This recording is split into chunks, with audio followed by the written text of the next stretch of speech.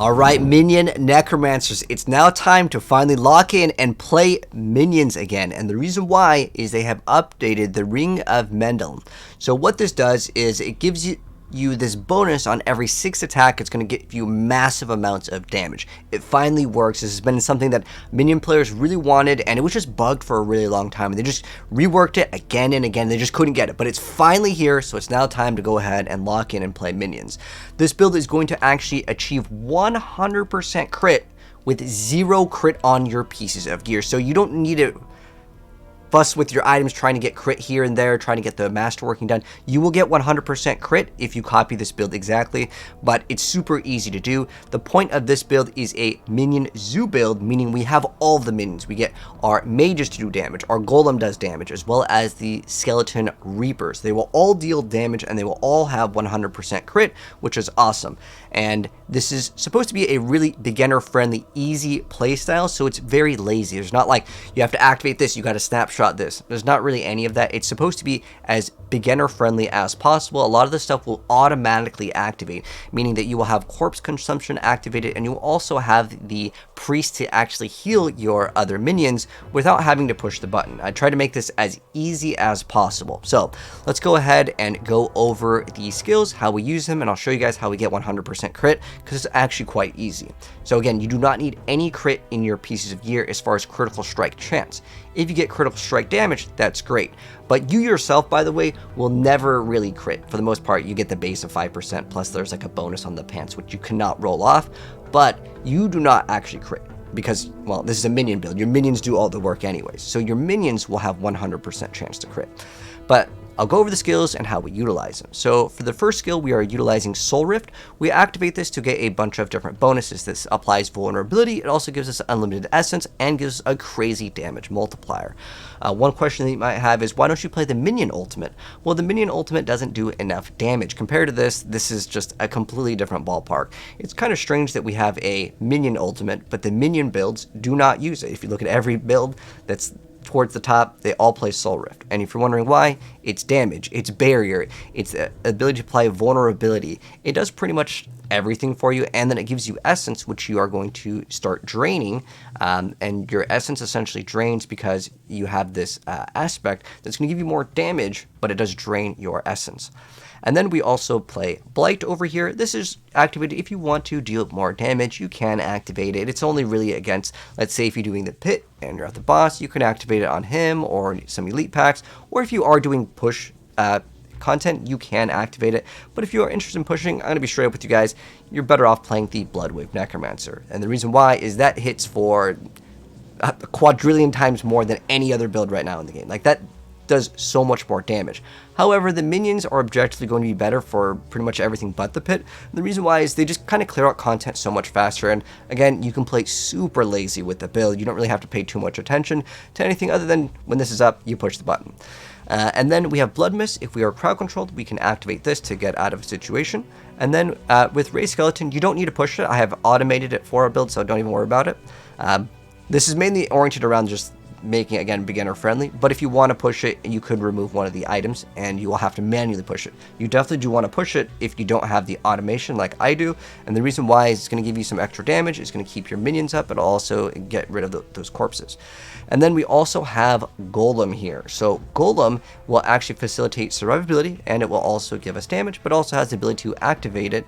Our Golem becomes unstoppable and then taunts the enemy, so it's better for survivability, and we become unstoppable. So it's kind of like where you would use Blood Mist. You basically have 2 get out of jail free cards here. And then with Corpse Tendrils, if you do not have the automation, again, if you copy this build exactly, it'll automatically do these things. But this will grab all the enemies and kind of pull them together. Alternatively, you can run whatever's in here if you want to. However, if you do not consume corpses, there's a huge loss of damage as well as all these other bonuses and essence, and there's a lot of stuff. So if you want to not run the item, the Sacrilegious Soul, you'll have to manually push this, which is something that makes the minion build a little bit more engaging. But again, most people that want to play the minions want that fantasy of kind of just AFK, and that's kind of what I designed for you guys with this build. But it is a good thing to activate if you don't automate it. As far as the Book of the Dead and our minions, we are running the Skeletal Warriors Reapers. This will give us cooldown reduction. You'll see that cooldown reduction is a really important key factor in this build. You do not need the Mythic Uniques, especially with Harlequin giving us cooldown reduction. It's great if we have it, but you definitely do not need it. I actually can overlap my ultimate like multiple times. As long as there are targets, this thing goes crazy, especially if you happen to have the enemies getting hit twice by your skeletal warriors. This is really good. And then we have the skeletal mages here. And we run the shadow one because it increases our damage. More damage for us equals more damage for everything. This technically is shadow. This is actually physical here. But you kind of are a zoo build, which means you do everything.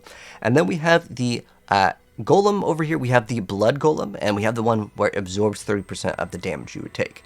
I found the Necromancer to be very squishy in the minion variant because you play a lot of uniques, and therefore you don't have a bunch of maximum life, as well as DR, getting all the resistance things. It just makes things very beginner friendly. If you want to, however, drop golem completely, that is up to you. But I highly recommend at least trying this out. If you feel like you really want to go for pushing, sure, you could drop golem to get another crit multi.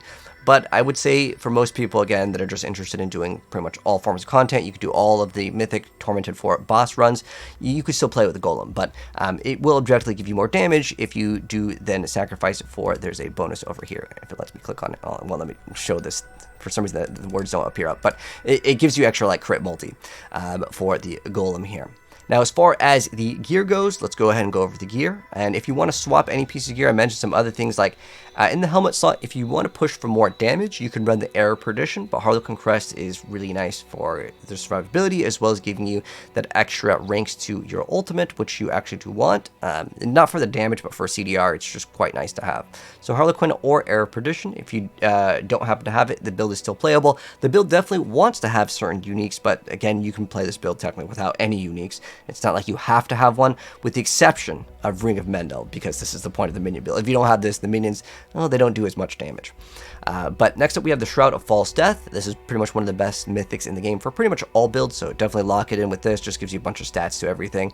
And then Behemoth's Brawler aspect, we want to get extra ranks to our ultimate, and it will give us extra damage as well for everything. But what we want on this is Skeletal Mage Mastery. That's what we ideally want to get GA'd. We do not, and I repeat, you do not need to get Critical Strike Chance anywhere, but you want Critical Strike Damage anywhere that you can, because there's a lot of multipliers with crit. So yeah, Behemoth's Brawlers is great over here. And then for the pants, we want the Blood Moon Breaches. Ideally, if we can get a GA to the Hellbent Commander, that would be great. But you get an extra crit multi in here. That's kind of why we scale multi. There's also a glyph called Essence. This will also be incorporated with all of the crit that we get.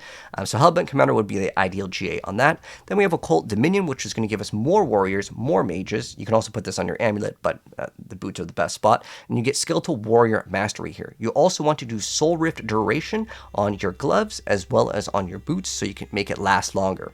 And then we have the aspect of Frenzy Dead. I'm running one-hander and then an offhand, but if you want to run a two-hander, you can definitely squeeze it in. You can just drop one of these. So Frenzy Dead, Reanimation, and Great Feast are the offensive aspects that we run. You can also put one on a ring instead of Sacrilegious Soul. It doesn't really matter too much of the location, but remember there is a cap in Diablo of getting 200% attack speed, somewhere in category 1 and 2, but if you copy the build pretty much, you'll be a-okay. So what you can roll on the Weapon Temper is chance for Skeleton Warriors to hit twice, or you can get mages. Mages gives you more damage. This one technically with the Skeletal Warriors, it gives you more damage as well, but it also gives you extra CDR. So it depends on what you need. If you need more cooldown, get the Warriors hit twice. If you want more damage, get the mages. Technically, the Warriors hitting twice gives you damage as well, because you do damage with everything. It's just that they have to walk up. Melee in any action RPG is always going to be a little bit slower in terms of how fast the damage registers when it comes to minions, because, well, they got a mind of their own. They're a little slow sometimes. But ideally, you just get that. Get crit damage on that as well. It doesn't really matter what you have, but Scythe, you get some minion damage over there. Aspect of Great Feast over here. This is what drains our essence over here. But since we also happen to have Soul Rift, essence is no problem. But basically, we get more damage, but we also lose essence. And that's kind of how the Great Feast works. But yeah, Frenzy Dead, Great Feast over here. These are all just extra damage. This one gives us extra attack speed, and the other one gives us more damage while they are alive. But ideally, if we can get Death's Embrace, Hellbent Commander, any of the offensive ones, you can get whatever you want. It doesn't really matter. You can get cooldown reduction if you want to. Getting ultimate cooldown reduction can also roll on your amulet. Or just regular cooldown reduction, and you can temper on the ultimate. For the rings, we're running the Ring of Sacrilegious Soul. This is optional. If you want an easy automation, like most minion players do, I recommend this. If you do, however, want to run more damage, you can run a two-hander and then throw one of these in one of your rings. What this does is it automatically activates the bonuses, because you do get a bonus when you start using this over here, which summons the Skeletal Priest. It gives you a 30% damage bonus, and then also with Corpse Tendrils, it's going to give you extra bonuses. They have to be equipped in order for the Sacrilegious Soul to activate. You do not need the Corpse Explosion one, because, well, you don't really need it. There's a Darkness one if you really want to incorporate it. By all means, go for it. The Greater Affix does not really matter here. In fact, you can actually run this to be non-Greater Affix, but ideally Grim Harvest. You can also get movement speed. It doesn't really matter, though. The most important thing on this, though, is to get that Corpse Tendrils and the Raised Skeleton to be as fast as possible, because, well, that is going to activate your bonuses and upkeep them a lot more often. And then, of course, Ring of Mendeln. What do you want GA'd on this one? Well, you want to get the GA on the ranks to Skeletal, Warrior Mastery, Mage, and Golem Mastery, and ideally you Masterwork all of that. But attack speed's also a great one to get GA, but damage and int, whatever, it doesn't really matter. And then for our offhand over here, we can get cooldown reduction, we can get the mages. You don't really want to run a shield here, because then you can't put on the weapon temper, unfortunately. But yeah, basically that's why we run that. As far as the RuneScope, we run Igni and Zal, so make sure to get extra HP, as again, minion builds are a little bit squishier if they actually hit you. Most of the time the minions take so much damage, doesn't really matter for the most part, but if you want to run something offensive, by all means go for it. And then I decided to go with Nagu and Ohm, so it just keeps on activating for free as long as we have minions, and well, we are playing a minion build, and as long as we have at least one minion for 5 seconds, I mean, there's no problem with this build.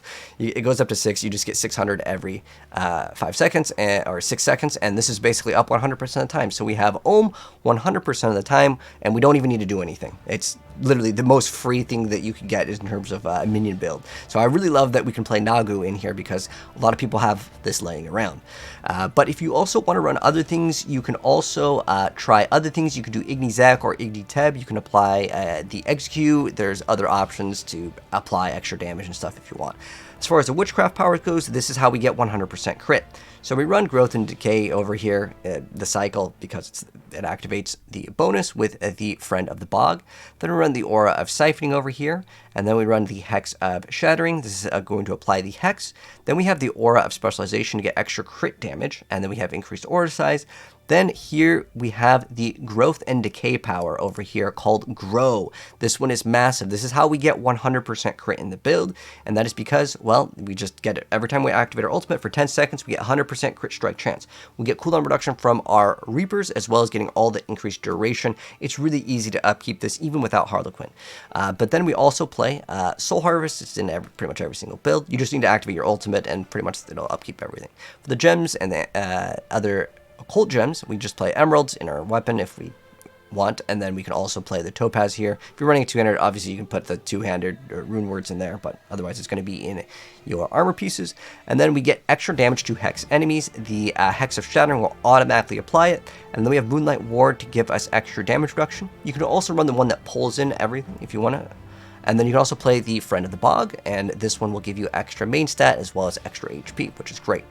And then for the skill tree, I'll make this a little bit bigger.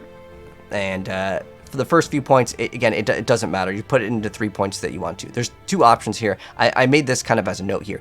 You can either get Decompose or you can get Reap. It doesn't really matter. It just, ideally, if you want to get a Darkness skill and equip it, you can do that because it gives you a bonus on move speed. But either Reap, and you would then get these 3 points. Again, it's kind of up to you on which ones that you want. But either one of these are great. You either get this one that spawns a corpse in, or you can make them vulnerable. You also can gain extra movement speed. Up to you. It really doesn't matter. You just need points to progress, because the rest of the stuff, does it really do anything? No, it's not really. You can get Hued Flesh to maybe generate a corpse on a lucky hit. Doesn't really matter, though. But we play Blight over here, and it'll give us extra damage. So that one we actually do equip. This one, if they're optional if you want to equip. You don't even really need them. You just, again, you need 6 points to progress into the next part of the tree. Anyways, Blood Mist, if you want to put a point into it, you can. If you don't want to, that's totally fine. It's because if you have Harlequin, then you don't need to put a point into it, right? But if you want to, you could go for whatever you want. It doesn't really matter. Remember that you're going to have 100% crit in the build anyways, so you can run this as well. Anyways, we just play all of these over here, just some extra damage reduction / additional armor. You're getting a lot of these to skeletal warriors, you get increased damage after consuming a corpse. That's why I like all of this automation, so you don't have to worry about that. And then we also run Death's Embrace. We will actually apply the curses automatically with our pants over here. This is why we don't equip them. The Blood Moon Breaches, our summoning skills, have a chance to randomly inflict Decrepify or Iron Maiden, so it'll actually randomly apply both of them. And then we get increased damage to the enemies, and then we get extra movement speed over here. We don't need Lucky Hit, and then the extra mage's damage. This one we do want.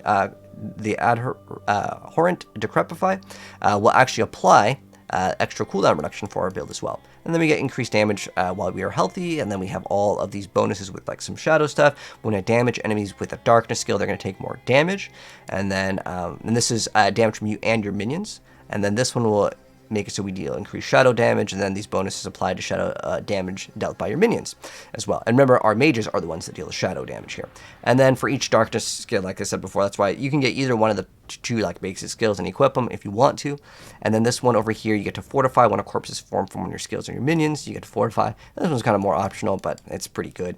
And then we also have finality, so we get increased damage after we activate our ultimate. We get extra damage and life by golems. Honestly, with the golem, if you want to put more points into it, by all means go for it, but the most important ones are actually the warriors and the other one. We still can get damage off of the golem. The golem actually gets a huge bonus from this one already, so like most of the stuff kind of evens out, but if you want to put more points into it and drop some survivability, go for it, but do whatever you want. As far as this one's go, we only this one over here makes it so while you're healthy, you get increased critical strike chance, and the minions get it. Now, this one over here, technically you have 100% crit anyways. I wanted to mention this one if you want to, because these are kind of like extra points. You will have extra points. You can drop them over here and put them over here if you want to. Now, depending on your cooldown reduction, in the earlier stages, you can get this and it's totally fine. You can actually run Era of Perdition and get 100% crit, and then you would still run the Grow Rune anyways. But if your cooldown reduction maybe isn't up to par, you can optionally take this. But honestly, again, you're always going to have that critical strike chance. You only really need to get critical strike damage. But again, this one's up to you if you need it earlier on. I just felt like there was extra points, and like, okay, you can completely remove 2 points out of here because you have to put 1 point in it to get this one over here to get Hellbent Commander. But you can drop these two and put them over here once you have the cooldown reduction. And then we max out Soul Rift. And Soul Rift basically gives us infinite amounts of resources, and it will also give us the ability to apply vulnerability, and it gives us barrier, and it gives us essence. It's just the greatest thing. And then, of course, because we are playing a minion build, we want Kalanti Dict, which is going to give us extra attack speed and increased damage for each active minion. And then we have, of course, the Paragon Board. So there are a few different options, and I mentioned them over here in the notes over here. As far as other glyphs, you can try running Gravekeeper, Exploit, Control. These are all great options, but it's kind of up to you on the ones that you want. They always have some sort of condition. There's actually one where you can consume a Blood Orb too to actually get extra damage, but it's very inconsistent, but you can run it. I decided to go, and the one that I'm going to mention that is an optional one, if you want to actually play it or not, is the last one with the Golem over here. I like the Golem personally because a lot of survivability, plus like I like the fantasy of having all these minions and then like a giant one. It really helps out with damage as well, on specifically like bosses, I would say.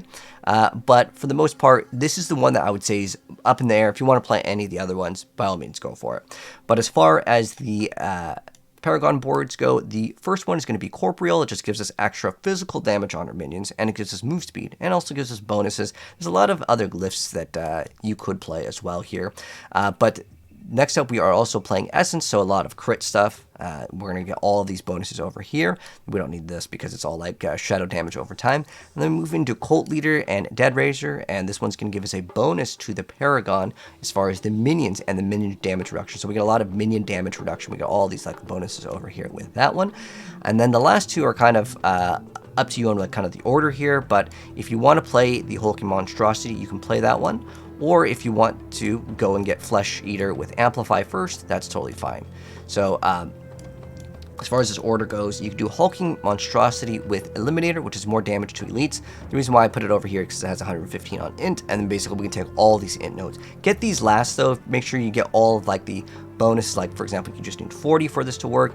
Get all of those first, and then there's a Flesh Eater with Amplify, and again, the minions will automatically apply those curses, so that's going to be great for you. And then lastly, you can get this like damage to injure. A lot of these, like honestly, towards the very end, you only need, as I mentioned in the notes, you only really need Para 244, but the rest of them, you can get all of the extra like int nodes, or any of the singular resistances.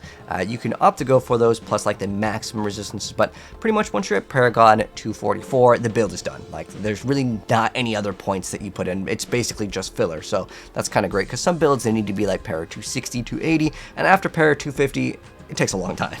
But anyways, that is going to be the build guide for the brand new updated minion build. It's going to be super beginner friendly, and again, you will have 100% crit, because now Mendeln, the Ring of Mendeln finally works, which is awesome.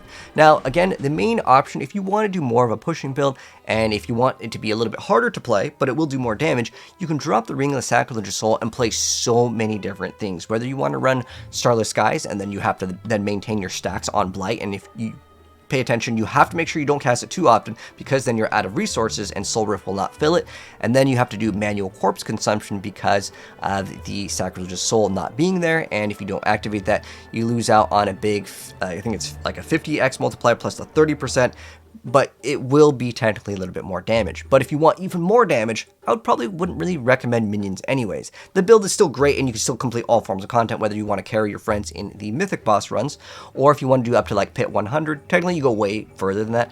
But honestly, I would really recommend you guys to check out my one button God Necro build that basically can delete everything in the game. You could do easy Pit 100. This one, you could do it. It's going to take some time. My glyphs are like level 50-ish in the gameplay here, but if you do really want to push, you can eventually push up. I believe the highest pit clear right now with the minion variant is 130. Again, you would then drop Sacrilegious Soul, throw in a two-hander, swap one of the aspects over here, and you can get more damage. The thing is that most people that are interested in playing minions, the way I see it is it's more of a casual, beginner-friendly, like, you know, kind of a chill build. You know, you can like watch an episode of something while kind of playing Diablo at the same time, or kind of multitasking.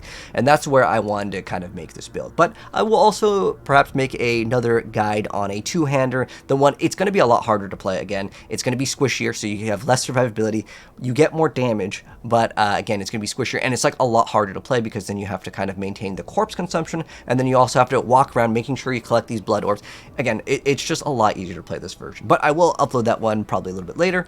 If you guys want to see that and you are new here, feel free to go ahead and hit subscribe and turn that bell if you guys want to see more. But that's going to be the Ring of the Mendeln build, guys. Have some fun with it. If you guys enjoyed it, drop a like. If you're new here, follow, subscribe, and you will definitely see some more stuff coming out very soon. But take care, and I'll catch you guys in the next video, and the build planner will be linked as well as in the pin. But peace out, Necros.